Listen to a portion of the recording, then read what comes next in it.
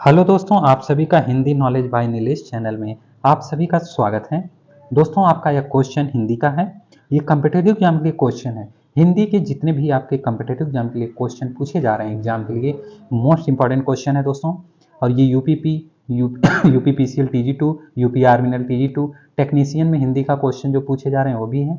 और आपके non technical में आपके जो है हिंदी पूछे जा रहे हैं, बहुत सारे ऐसे हैं। वीडियो का और आपके पिट का और भी बहुत सारे हिंदी का क्वेश्चन पूछे जा रहे हैं जो है ये सारे आपके हिंदी के क्वेश्चन को कवर करेगा आपके कॉम्पिटिटिव एग्जाम के लिए। और ये क्वेश्चन विराम चिन्ह से है, विराम से है।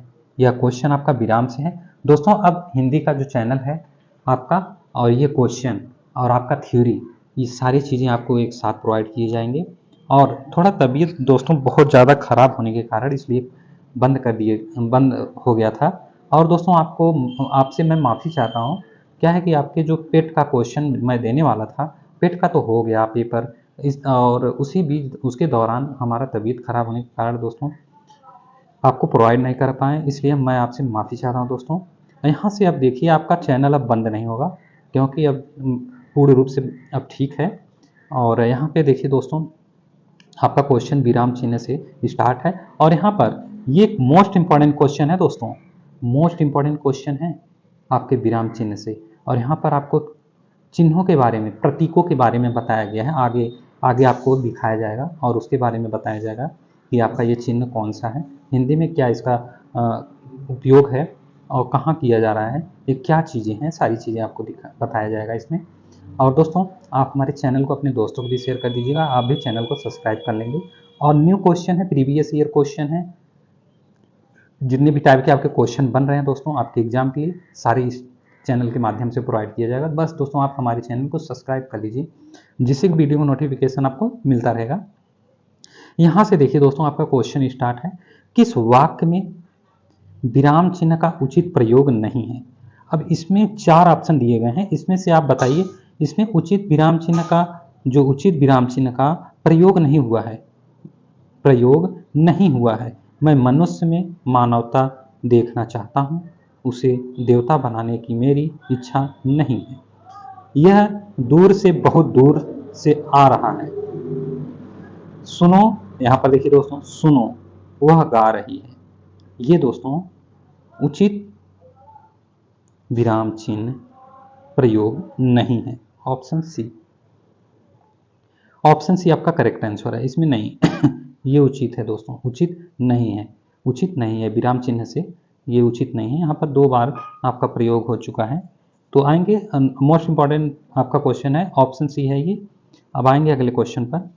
यहाँ पर देखिए क्वेश्चन नहीं है दोस्तों, इसके चिन्हों के बारे में कुछ बताया गया है, विराम चिन्हों के भेद के बारे में। तो ये कामता प्रसाद गुरुजी, मैं पहले ही आपको बता चुका हूँ कि कामता प्रसाद गुरुजी ने 18 चिन्हों के बारे में बताया था और 20 बताए हैं, ठीक है, 20 बताए गए थे। तो यहाँ पर देख लेते हैं।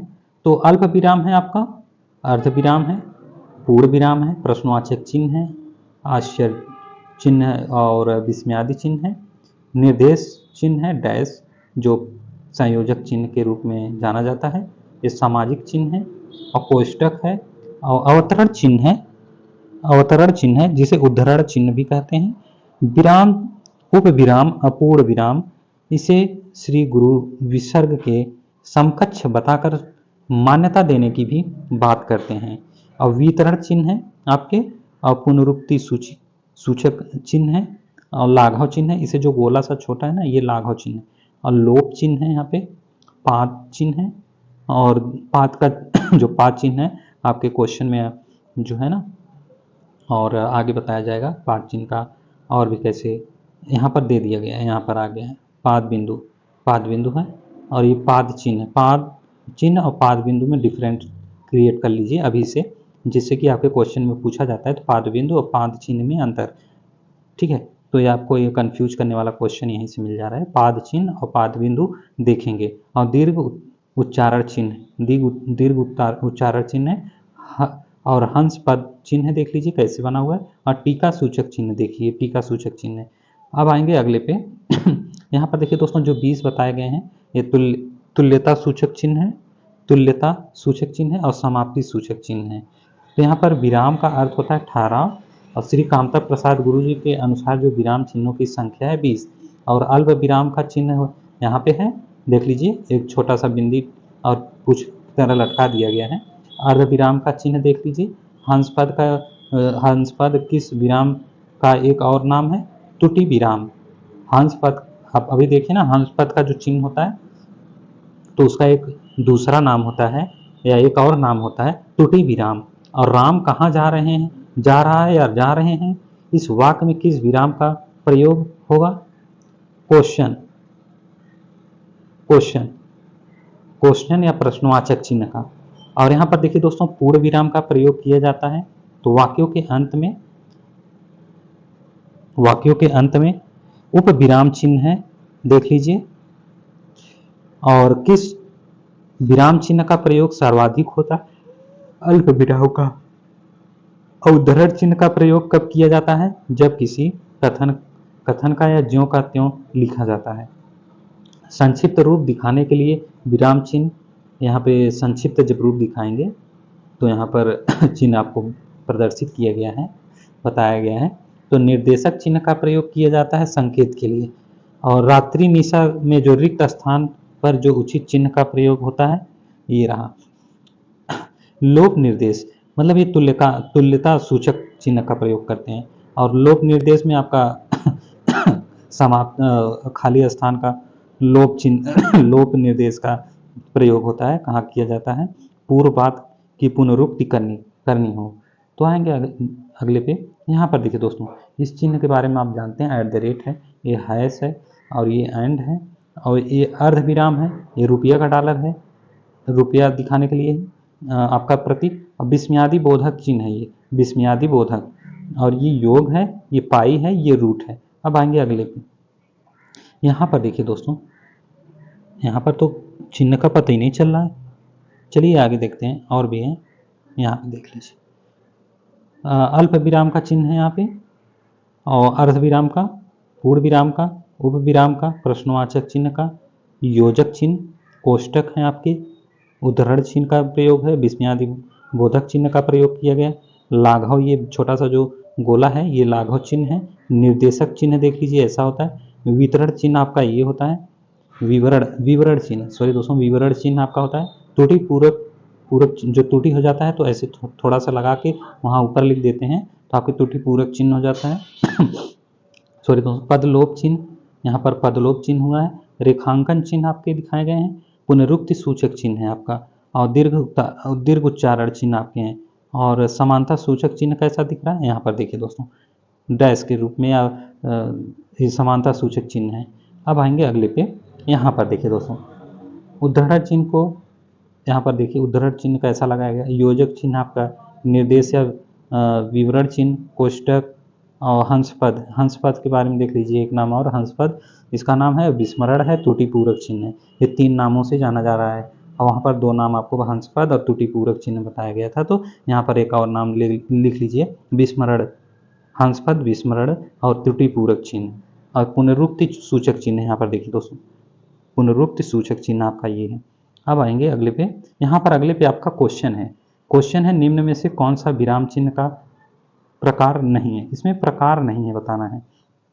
लाघव आप जानते हैं, निर्देशक जानते हैं, विवरण जानते हैं, उपदेशक जो होता है आपका, ये कोई प्रकार का कोई चिन्ह नहीं है। ऑप्शन सी आपका करेक्ट आंसर है। अब आएंगे अगले क्वेश्चन पर।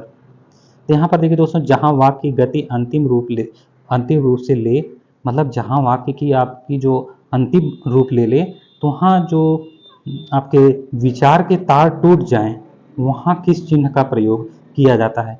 वहाँ किस चिन्ह का प्रयोग किया जाता है? तो पूर्ण विराम का दोस्तों चिन्ह का प्रयोग किया जाता है। ऑप्शन डी आपका करेक्ट आंसर है। अब आएंगे अगले क्वेश्चन पर। यहाँ पर देखिए दोस्तों, विराम चिन्ह प्रयुक्त होता है, विराम चिन्ह प्रयुक्त होता है किससे? संयोजक चिन्ह से। संयोजक चिन्ह से आपके विराम चिन्ह प्रयुक्त होते हैं। अब आएंगे अगले क्वेश्चन पर। विराम का अर्थ है, अब बताइए विराम का अर्थ क्या होता है? ठहरना या रुकना होता है। ऑप्शन बी आपका करेक्ट आंसर है। अब आएंगे अगले क्वेश्चन पर। यहाँ पर देखिए दोस्तों, श्री कामता प्रसाद गुरु जी के अनुसार विराम चिन्हों को किस भाषा से लिया हुआ माना जाता है? ये मोस्ट इंपॉर्टेंट है, ये अंग्रेजी से लिया हुआ माना जाता है दोस्तों। ऑप्शन बी, इसको नोट कर लीजिए, most important question, option B. अब आएंगे अगले क्वेश्चन पर। अगला क्वेश्चन फिर से कह रहा है कि श्री कामता प्रसाद गुरु जी आपके जो हैं प्रसाद जी के अनुसार जो विराम चिन्हों की संख्या कितनी है? तो 20 है दोस्तों, नोट कर लीजिए 20।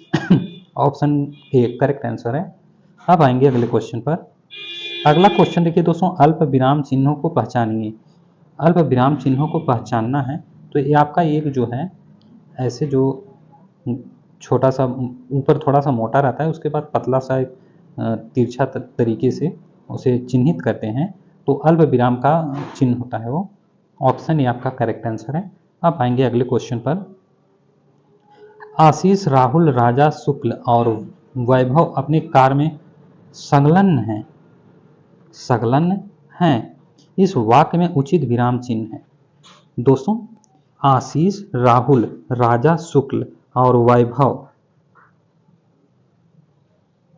अपने कार्य में जो संलग्न है, इस वाक्य में जो उचित विराम चिन्ह है, जहां एक ही वाक्यकरण कोटि के कई शब्द आए, ठीक है, ध्यान दीजिएगा मैं क्या कर रहा हूं कि जहां एक ही व्याकरण कोटि के कई शब्द आए, जैसे आशीष, राहुल, राजा, शुक्ल और वैभव अपने कार्य में संलग्न है, इस वाक्य में उचित विराम चिन्ह है। तो दोस्तों,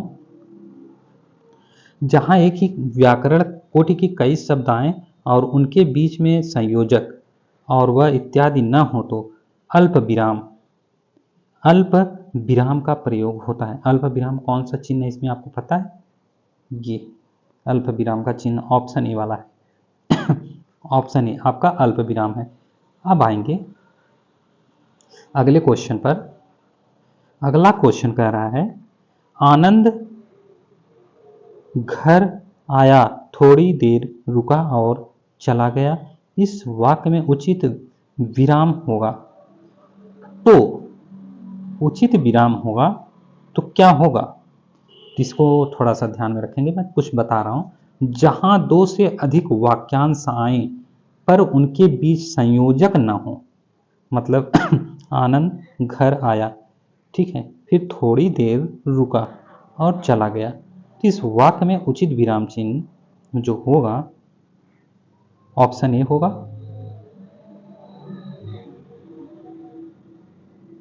ऑप्शन ए होगा।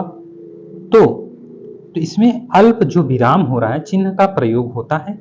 इसके कहने का मतलब दो से अधिक वाक्यांश जब आ जाए तो उसके बीच में अल्प विराम चिन्ह का प्रयोग होता है। जैसे आनंद घर आया, ठीक है, इसके बीच में यहाँ पर अल्प विराम लग गया, फिर उसके बाद थोड़ी देर रुका तो ऑटोमेटिक ये अल्प विराम ले लिया और फिर चला गया, इस वाक्य में उचित विराम होगा। तो ऑप्शन ए आपका करेक्ट आंसर है। अब आएंगे अगले क्वेश्चन पर। यहां पर देखिए दोस्तों, मैं कृष्ण के घर पहुंचा, मैं कृष्ण के घर पहुंचा,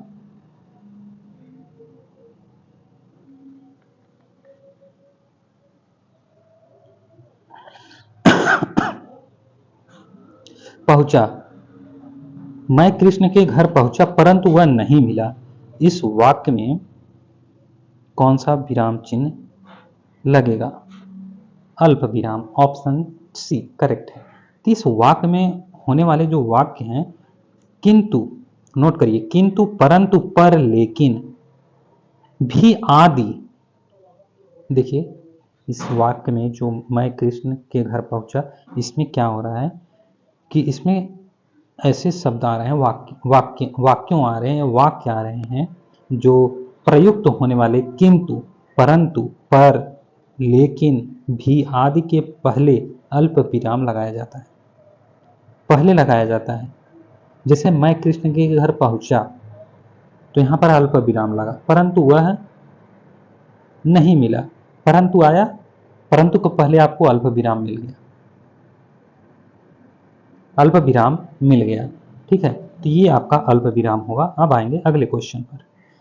नोट कर लीजिए, किंतु, परंतु, पर, लेकिन, भी आदि जब आएगा उसके पहले आपको अल्प विराम का चिन्ह लगाना है। तो यहाँ पर देखिए दोस्तों, इस क्वेश्चन को समानाधिकरण शब्दों के मध्य में किस विराम चिन्ह का प्रयोग होता है। तो यहाँ पर आपको विराम चिन्हों के बारे में बताना है। तो समानाधिकरण के आप जो शब्द हैं इसके मध्य में किस विराम चिन्ह का प्रयोग होता है, अल्प विराम का। तो इसके बारे में कुछ देख लीजिए, इसमें भी कुछ कहा जा रहा है। जैसे कि मैं बता दूं कि देश की जो प्रधानमंत्री हैं श्री नरेंद्र मोदी जी, गणतंत्र दिवस के अवसर पर देश को बधाई दी। तो यहाँ पर जैसे देश के प्रधानमंत्री लगाते ही आपको अल्प विराम का चिन्ह लगाना पड़ेगा। फिर इसके बाद श्री नरेंद्र मोदी गणतंत्र दिवस के अवसर पर देश को बधाई दी, आपके ये पूर्ण रूप ले लेंगे, विराम चिन्ह का प्रयोग होगा। तो आएंगे अगले क्वेश्चन पर। तो इसमें क्या होगा, ऑप्शन बी होगा। अगले क्वेश्चन पर चलते हैं। यहाँ पर देखिए दोस्तों, वाक्य में जब एक ही प्रकार की कई संज्ञाएं आए तो उनके बीच किस प्रकार का विराम चिन्ह लगाया जाता है। तो दोस्तों, अल्प विराम का, वाक्यों में जब एक ही प्रकार की संज्ञाएं आ जाएं तो उनके बीच अल्प विराम का चिन्ह लगाते हैं। ठीक है, ऑप्शन बी आपका करेक्ट है। अब आएंगे अगले क्वेश्चन पर। यहां पर देखिए दोस्तों, छंदों में एक चरण की समाप्ति पर किस विराम चिन्ह का प्रयोग होता है, अल्प विराम का। ऑप्शन ए आपका करेक्ट आंसर है। अब आएंगे अगले क्वेश्चन पर दोस्तों। यहां पर देखिए दोस्तों, रामू जो बड़ा अच्छा खिलाड़ी है, कल उसकी टांग टूट गई, वाक्य में उचित विराम का प्रयोग करें। यहां पर उचित वाक्यों में विराम का प्रयोग करना है। तो दोस्तों, इसमें क्या हो रहा है कि उपवाक्यों के जो पूर्व और पश्चात भी अल्प विराम लगाया जाता है। पूर्व और पश्चात के भी क्या होते हैं, अल्प विराम लगाए जाते हैं। रामू जो क्या हो रहा है, रामू जो बड़ा अच्छा खिलाड़ी है, कल उसकी, यहां पर आपका अल्प विराम लगेगा। ठीक है, अल्प विराम, कल उसकी टांगें टूट गई, वाक्य में उचित विराम चिन्ह का प्रयोग। मतलब इसमें पूर्व या उसके पश्चात भी जब आ जाए तो अल्प विराम लगाया जाता है। तो ऑप्शन ए आपका करेक्ट आंसर है। अब आएंगे अगले क्वेश्चन पर। यहां पर देखिए दोस्तों, जाना है तो जल्दी जाओ और वाक्य में उचित विराम चिन्ह का प्रयोग करें। तो इसमें क्या हो रहा है दोस्तों, इसमें क्या हो रहा है कि जाना है, यहां पर अल्प विराम का चिन्ह प्रयोग होगा। ठीक है, अल्प विराम का, ऑप्शन ए आपका करेक्ट आंसर। तो फिर क्या करना है कि जल्दी जाओ, ऐसे वाक्य खंडों के बाद भी अल्प विराम चिन्ह लगता है। ठीक है, जिसके बाद लगने वाले तो, तब, वह आदि। जाना है तो मतलब इसमें तो भी है, तब भी है, वह भी, तीन शब्द ऐसे जुड़ते हैं। जाना है तो, फिर जाना है वह, जाना है तब, आदि का लोप हो जाता है। तो अल्प विराम चिन्ह का प्रयोग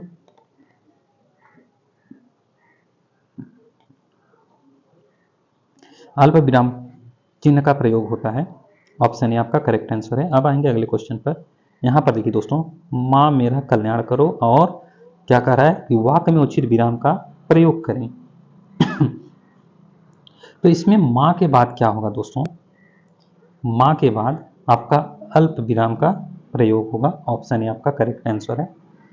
मेरा कल्याण करो, ऐसे वाक्यों में हाँ, नहीं, अच्छा तथा संबोधन कारक के बाद अल्प विराम लगता है। समझ पा रहे हैं, इसमें क्या हो रहा है कि हाँ, नहीं, अच्छा तथा जब संबोधन हो इसके बाद अल्प विराम लगता है। ठीक है, ऑप्शन ए आपका करेक्ट आंसर है। अब आएंगे अगले क्वेश्चन पर।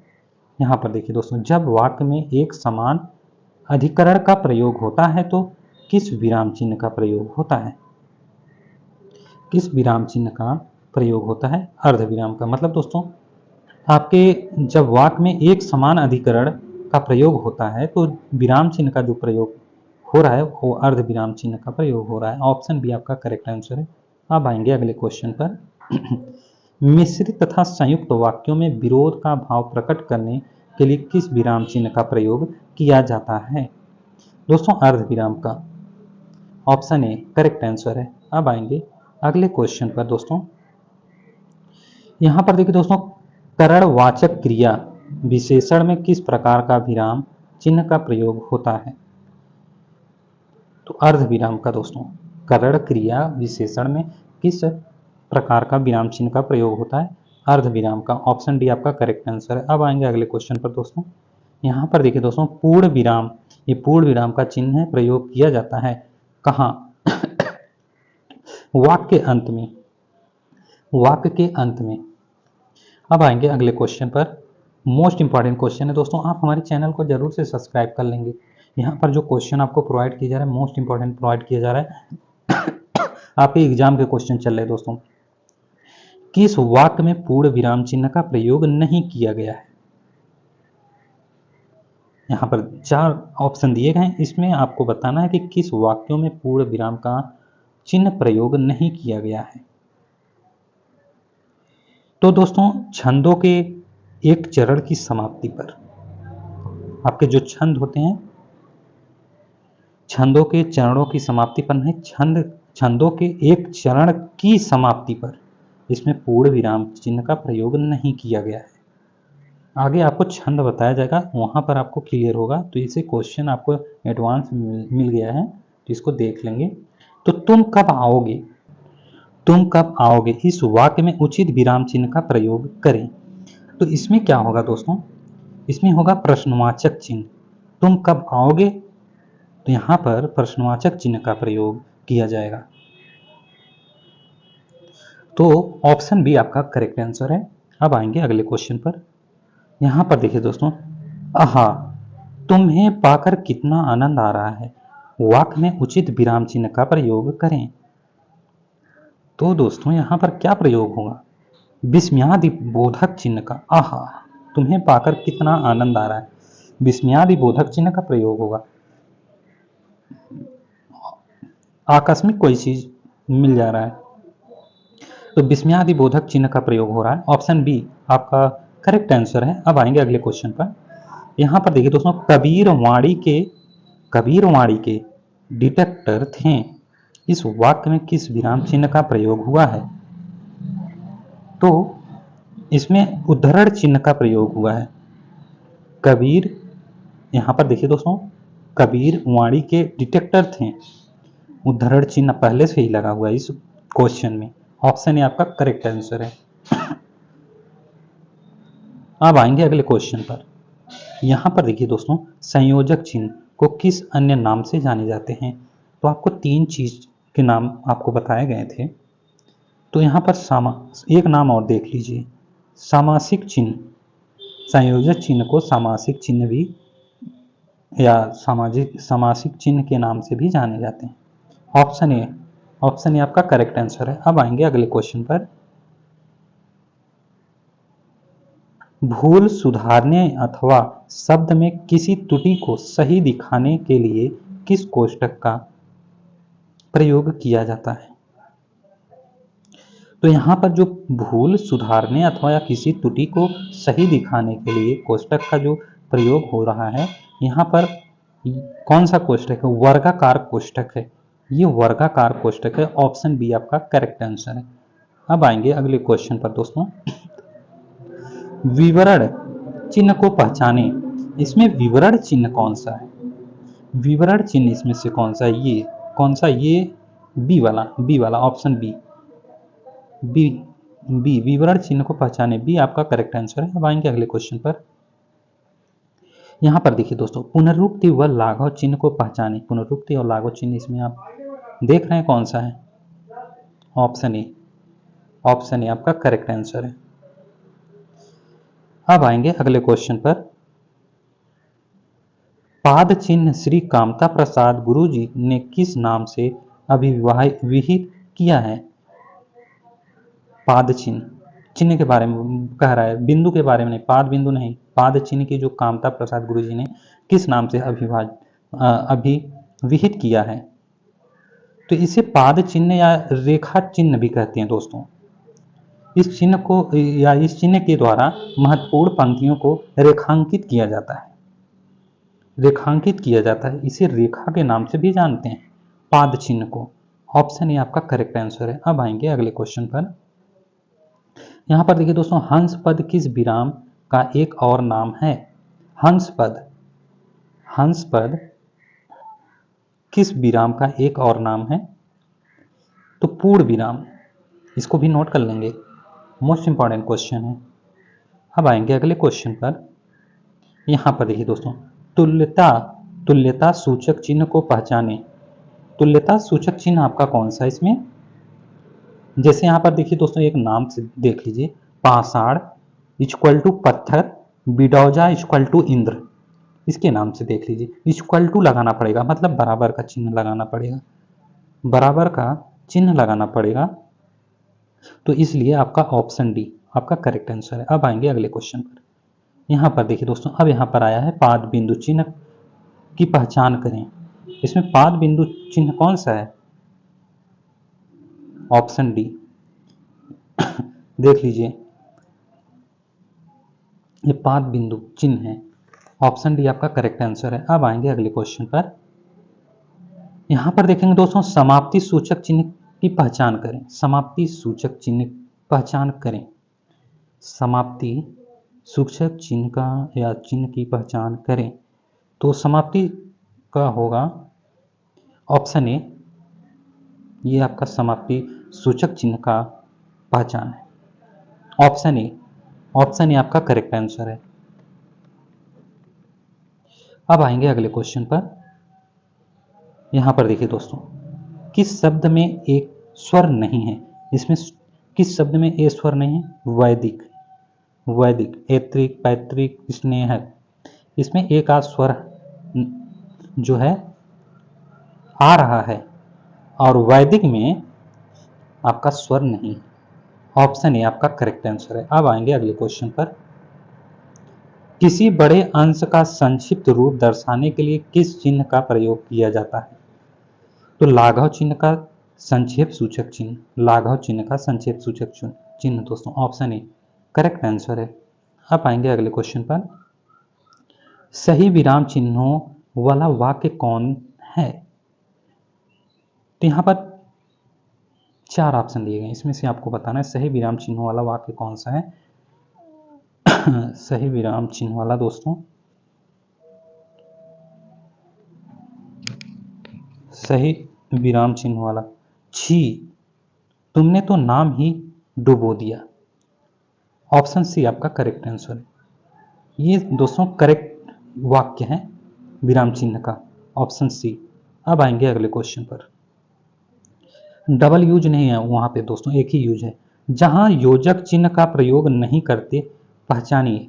यहाँ 4 शब्द दिए गए हैं, यहाँ इसमें बताना है कि इसमें जो योजक चिन्ह है इसमें नहीं, मतलब प्रयोग नहीं करते। जहां योजक चिन्ह का प्रयोग नहीं करते पहचानना है इसमें से।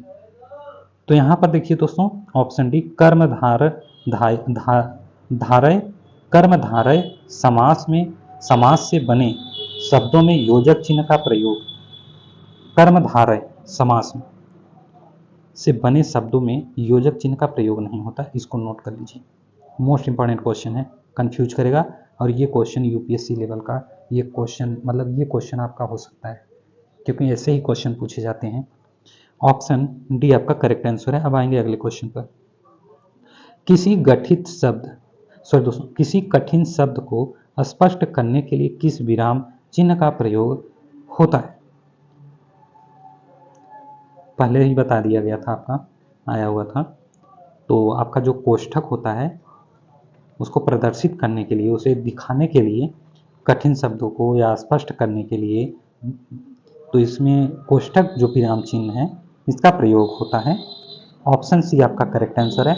और दोस्तों आपका अगला जो क्वेश्चन होगा भाषा से क्वेश्चन होगा, भाषाएं, भाषाओं से क्वेश्चन होगा। अब पेट का क्वेश्चन, तो दोस्तों आपको पेट का क्वेश्चन जो हिंदी का मोस्ट इंपॉर्टेंट होगा वो आपको क्वेश्चन करा दूंगा, लेकिन पेपर नहीं देने वाले। पेपर अब आपका जब होगा तब आपको पेपर कराएंगे। तो यहाँ पर कोष्टक, ये आपका ऑप्शन सी करेक्ट आंसर है। दोस्तों आप हमारे चैनल को अपने दोस्तों को भी शेयर कर दीजिए, आप भी चैनल को सब्सक्राइब कर लेंगे, वीडियो को लाइक भी कर दें, और अगले वीडियो में मिलते हैं दोस्तों। Thank you so much, thank you so much guys, thank you so much.